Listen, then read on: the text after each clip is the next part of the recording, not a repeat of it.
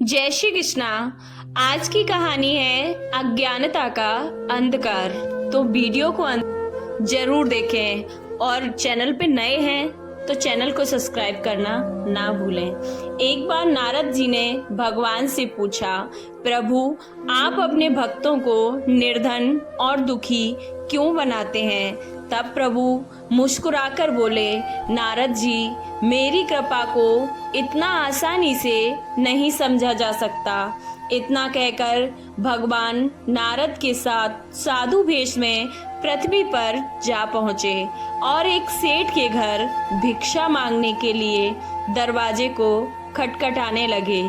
सेठ जी गुस्से से बिगड़ते हुए दरवाजे की तरफ आए और देखा तो दो साधु खड़े हुए थे।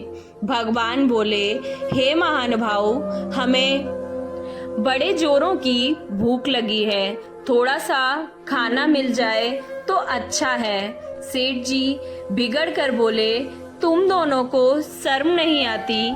तुम्हारे बाप का माल है क्या?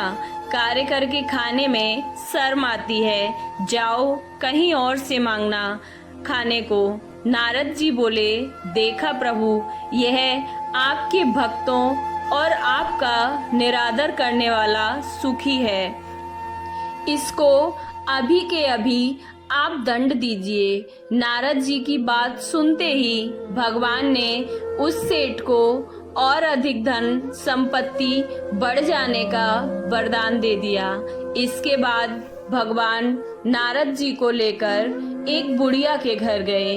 उसकी एक छोटी सी झोपड़ी थी जिसमें एक गाय के सिवा और कुछ भी नहीं था। जैसे ही भगवान ने भिक्षा के लिए आवाज लगाई, बूढ़ी मैया बड़ी खुशी के साथ बाहर आई और दोनों संतों को अपनी कुटिया के अंदर ले गई।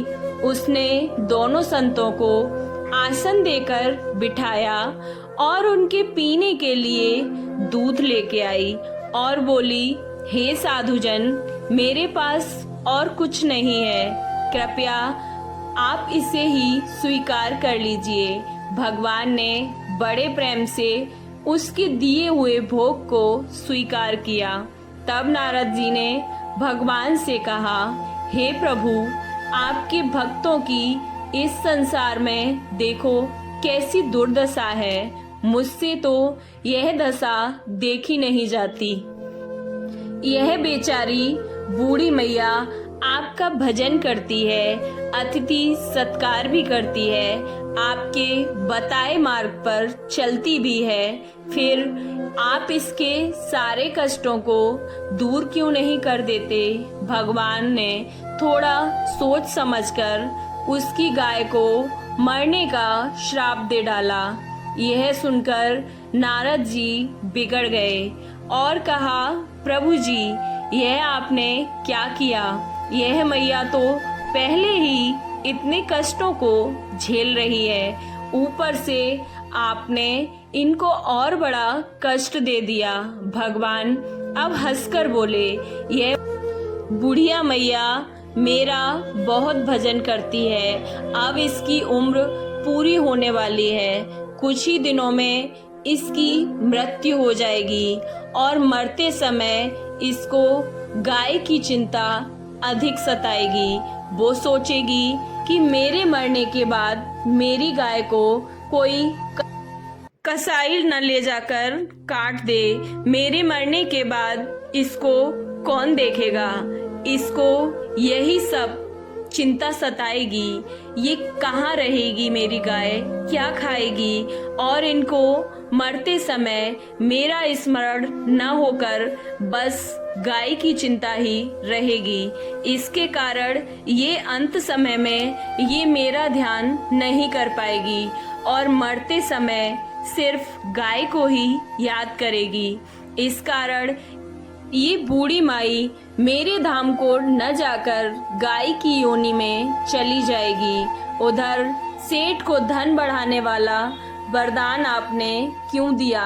ताकि वह मरते समय धन तथा तिजोरी का ध्यान रखे और वह तिजोरी के नीचे सांप बने प्रभु की कृपा सदैव कृपा पात्र को ही मिलती है और इसीलिए प्रकृति का नियम है, जिस चीज से अति लगाव तथा मोह रहेगा यह जीव मरने के बाद उसी जन को पाएगा, वह सारे जीवन दुखों को भी पाएगा। अतः अपना मन और समर्पण प्रभु के चरणों में ही रखें, ताकि आपका यह लोक तो सुधरे ही परलोक भी सुधर जाए और जीवन भी आवागमन से आप मुक्त भी हो जाएं। आपको ये कहानी कैसी लगी कमेंट बॉक्स में जरूर बताएं। अगर अच्छी लगी तो जय श्री कृष्णा जरूर लिखें। जय श्री कृष्णा, राधे राधे।